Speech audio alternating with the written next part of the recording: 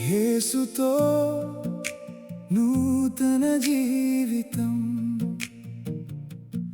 యేసుతో నూతన జీవితం. Hello, praise the lord. దేవునికి స్తోత్రం. ప్రభునందు ప్రియమైన దేవుని బిడ్డలారా, నేను మీతో ఒక చిన్న మాటను గుర్తు చేయాలని ఆశపడుతూ ఉన్నాను. కొలస్సీలకు రాసినటువంటి పత్రిక 2వ అధ్యాయం 3వ వచనంలో ఈ రీతిగా పౌలు భక్తుడు సెలవిస్తూ ఉన్నాడు. బుద్ధియు జ్ఞానముల సర్వ సంపదలు ఆయన యందే గుప్తంలో ఉన్నవి. అసలు బైబిల్ ప్రకారము జ్ఞానం అనగానేమి? జ్ఞానం అనగా దేవుని యందు భయభక్తులు కలిగి ఉంటే జ్ఞానము. యోబు గ్రంథం 28వ అధ్యాయం 28వ వచనంలో యోబు ఈ రీతిగా తన స్నేహితులతో మాట్లాడుతూ ఇలా మెన్షన్ చేస్తాడు. యెహోవా యందు భయభక్తులే జ్ఞానమనియు, దుష్టత్వమును విడిచుటయే వివేకమనియు ఆయన నరులకు సెలవిచ్చాను కదా. యెహోవా యందు భయభక్తులే జ్ఞానం. యెహోవా యందు భయభక్తులు కలిగి ఉండుటయే జ్ఞానం. ఇహలోకంలో జ్ఞానం అనగా నోయింగ్ థింగ్స్, అంటే ఒక విషయాన్ని తెలుసుకున్నట్టే జ్ఞానముగా ఈ లోకంలో తెలియబడతా ఉంది. బైబిల్ ప్రకారము యెహోవా యందు భయభక్తులు కలిగి ఉండుటే జ్ఞానమునకు మూలము. అంటే దుష్టత్వం నుంచి పారిపోవుటయే వివేకమునకు సూచనగా తెలుపుతూ ఉంది. విజ్డమ్ అనగా ఫియరింగ్ ద లార్డ్. దేవుని యందు భయభక్తులే జ్ఞానమునకు మూలము. అండర్స్టాండింగ్ అనగా turning away from the evil. ఒక మనిషికి జ్ఞానము, బుద్ధి ఎందుకు కావాలంటే, ఒక మనిషి ఒక విషయాన్ని తెలుసుకున్న తర్వాత ఆ మనిషి ఆ విషయాన్ని ఫాలో అవటానికి బుద్ధి కావాలి. జ్ఞానం అనగా ఏంటంటే దేవుని గురించినటువంటి ఏ విషయాన్ని గురించి అయినా తెలుసుకున్నట జ్ఞానముగా బైబిల్ సెలవిస్తూ ఉంది. బుద్ధి అనగా తెలుసుకున్న విషయాన్ని మనం ఎప్పుడైతే ఆచరణలో పెడతామో దాన్ని బుద్ధిగా బైబిల్ చెప్తూ ఉంది. అందుకని రాజుల యొక్క సంపదలన్నీ కొన్ని సీక్రెట్ ప్రదేశాల్లో దాచిపెట్టి ఉంచుతాయి. అవి రాజులు మాత్రమే వెళ్ళి తెచ్చుకోవడానికి అవకాశం ఉంటుంది. ఎవరికైతే దాని గురించినటువంటి జ్ఞానం ఉంటుందో వారే దాని గురించి వెళ్ళి తెచ్చుకుంటారు. అదే రీతిగా ఎవరికైతే బుద్ధి జ్ఞానము ఉంటుందో వారికి ఆ బుద్ధి జ్ఞానములతో కూడినటువంటి సంపద మనకి దేవుడు దయచేస్తానంటున్నాడు. ఇక్కడ ఆయన అనగా ఎవరికి సాదృశ్యం అంటే క్రీస్తుకు సాదృశ్యంగా చెప్పబడతా ఉంది. ఒక వచనంలో క్రీస్తులో మనకు సమస్తము ఉన్నది. ఈ మత్తయి సువార్తలో ఒక విషయంలో డైరెక్ట్గా యేసుక్రీస్తు వారే ఒక విషయాన్ని చెప్తా ఉంటారు. అదేంటయా అంటే, బుద్ధి కలిగిన వాడు ఆయన యొక్క ఇల్లుని ఒక శ్రేష్టమైనటువంటి పరిస్థితిలో తెలుసుకుంటాడంట. బుద్ధి అంటే కాబట్టి నా మాటలు విని వాడిని చొప్పున వినిన ప్రతివాడు బండ మీద తన ఇల్లును కట్టుకున్న బుద్ధిమంతుని పోలి ఉండును. బుద్ధిమంతుడు బండ మీద ఇల్లు కట్టుకుంటాడంట. ఎప్పుడైతే మనకు బుద్ధి ఉంటుందో జ్ఞానపూర్వకమైనటువంటి దైవిక నిర్ణయాలు తీసుకుంటాం. ఇంకోటి, తోరాలో పూర్వకాలము మనకి ఇంకా బైబిల్ని విశదీకరించక ముందు తోరా అనే ఒక గ్రంథంలో రాయబడి ఉంది. జ్ఞానం అనగా దైవిక నిర్ణయాలను తీసుకున్నట్టే జ్ఞానం. దైవికమైనటువంటి నిర్ణయాలు తీసుకుని వాక్యానుసారమైనటువంటి జీవితం బ్రతకటమే జ్ఞానముయు బుద్ధియు కలిగి ఉండుట అని చెప్తా ఉంది. మన జీవితంలో కూడా ఒక శ్రేష్టమైన పని చేయాలా వద్దా అని నిర్ణయించుకోవటమే జ్ఞానం. నిర్ణయించుకున్న తర్వాత దాన్ని ఆచరణలో పెట్టడము బుద్ధి.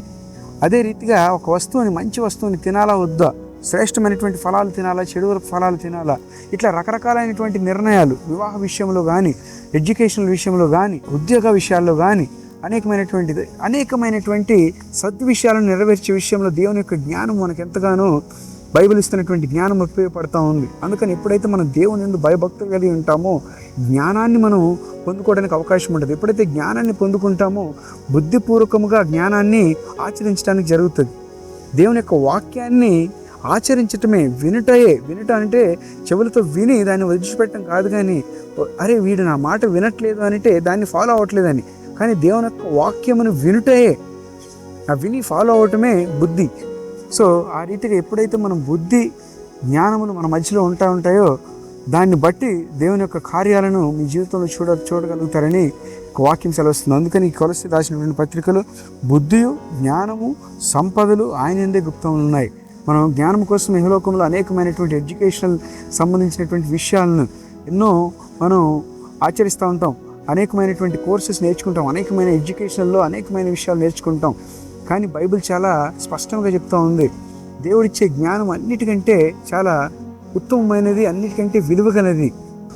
ఎవరికన్నా జ్ఞానం కొద్దుగా ఉంటే ఆయన దగ్గరికి వెళ్తే ఆయన ధారాళముగా విసుక్కోకుండా ధారాళముగా ఇస్తాడని ఈ యొక్క వచనంలో సెలవిస్తూ ఉంది. యాకోబు రాసినటువంటి పత్రిక 1వ అధ్యాయం 5వ వచనంలో, ఎవరికైనా జ్ఞానం కొద్దుగా ఉన్నాడలా, మీలో ఎవరికైనా జ్ఞానం కొద్దుగా ఉన్నాడలా అతడు దేవుని అడగవలెను, అప్పుడు అతనికి అనుగ్రహింపబడెను. ఆయన ఎవరిని గద్దింపక ధారాళముగా దయచేయను. కొన్నిసార్లు ఏజ్ని బట్టి కూడా జ్ఞానం వస్తుందని అనేక మంది ఆలోచిస్తూ ఉంటారు. ఏజ్ని బట్టి జ్ఞానము కొంతవరకు వస్తుంది, కానీ దేవుడు అనుగ్రహించే జ్ఞానము నీకు ఏజ్కి మించినటువంటి జ్ఞానాన్ని నువ్వు ఇతరులకు బోధించే శక్తిని, ఇతరుల ఎడల సబుద్ధిని కలిగి శ్రేష్టమైనటువంటి నిర్ణయాలు తీసుకునేటువంటి ఆ యొక్క శక్తిని కలుగజేస్తుంది జ్ఞానం.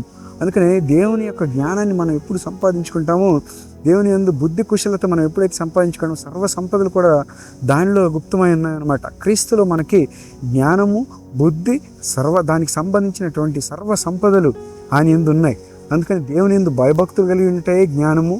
ఆ భయభక్తులతో కూడినటువంటి ఆ యొక్క జీవితాన్ని జీవించడమే బుద్ధి గలవాడు కనుక ఆ యొక్క బుద్ధి కలిగినటువంటి వాడు బండ మీద ఇల్లు కట్టుకున్నట్లు, బుద్ధి లేని వాడు ఇసుక మీద కట్టుకున్నట్లు, ఎవరికైతే బుద్ధి ఉంటుందో స్థితిని బట్టి క్రీస్తు అనే బండ మీద తన ఇల్లును కట్టుకుంటాడు.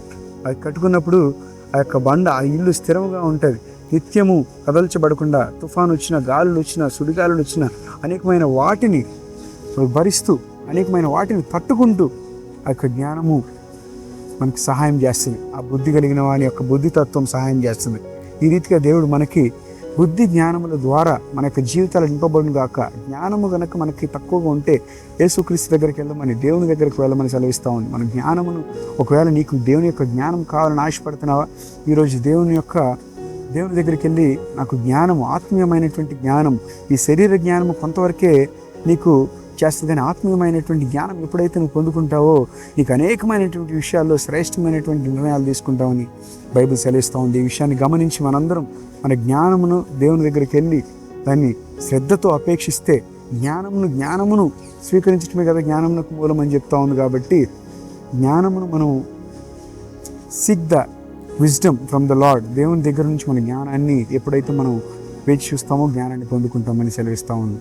ఒక చిన్న మాట దేవుడి యొక్క వెనుకల్లో దీవించిన తండ్రి, మీ కొందరు నాయన మీరు ఇచ్చినటువంటి యొక్క శ్రేష్టమైనటువంటి వచనాలను బట్టి మీకు స్తోత్రము నాయన. ఎవరికైతే నాయన ఈ వీడియో చూస్తూ ఉన్నారో వారికి జ్ఞానం కొద్దుగా ఉందో తండ్రి నాయన, వారు మీ దగ్గరకు వచ్చి జ్ఞానమును పొందుకోవడానికి సహాయాన్ని దయచేయండి. మీరు నాయన ఎవరైతే జ్ఞానం కొద్దుగా ఉందో తండ్రి, వారు నీ దగ్గరికి వచ్చి అడిగినట్లయితే నువ్వు విసుగక ధారాళముగా దయచేసే దేవుడని యొక్క వాక్యం సెలవిస్తూ ఉంది.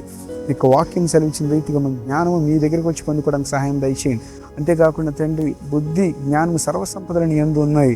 అంతేకాకుండా యెహోవా యందు భయభక్తులు కలిగి ఉండటే జ్ఞానమునకు మూలం అని ఒక 3 వచనాల ద్వారా తండ్రి జ్ఞానం యొక్క సారాంశాన్ని మాకు తెలియజేశారు. మేము నాయన ఇంకా చూస్తున్న వారే కానీ మాకే కానీ మీ యందు కలిగి నాయన, మీ యందు భయభక్తులు కలిగి జ్ఞానాన్ని పొందుకోవడానికి జ్ఞానాన్ని దయచేయమని అడుగుచు నజరుడైన యేసుక్రీస్తు అతి శ్రేష్టమైన నామములో ఒక చిన్ని వాక్యాన్ని ఈ యొక్క బిడ్డల జీవితంలో ఆపేక్షిస్తున్నాం తండ్రి. ఆమేన్.